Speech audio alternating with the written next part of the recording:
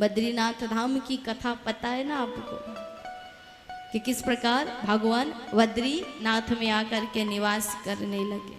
नारद जी के ही कहने पर भगवान तपस्या करने आए थे बद्रीनाथ धाम की उस भूमि में। और जब तप के प्रभाव से हिमपात होने लगा, बर्फ गिरने लगी, तो भगवान का पूरा शरीर उस वर्षा से, उस हिम से ढक गया।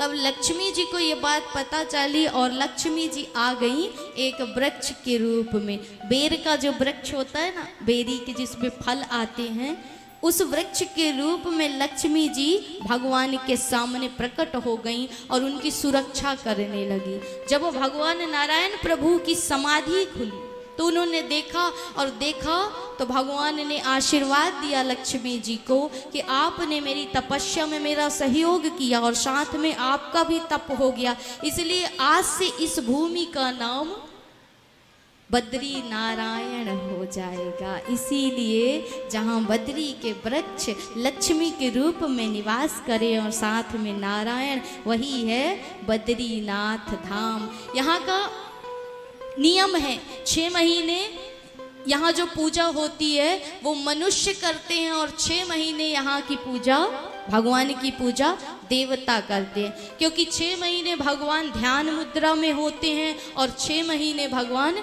श्रृंगारिक मुद्रा में होते हैं। जब श्रृंगारिक मुद्रा में होते हैं तो मनुष्य इनकी पूजा करते हैं, और जब भगवान ध्यान मुद्रा में होते हैं तो देवता इनकी पूजा करते हैं। इसलिए इनके कपाट बंद कर दिए जाते हैं महाराज।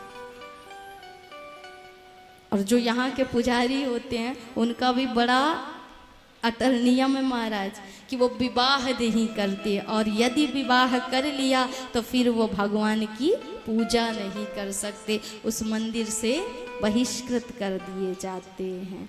तो ऐसा वो बद्रीनाथ धाम जहाँ ऋषि सदैव तप करते हैं, जप करते हैं, भगवान की आराधना करते हैं,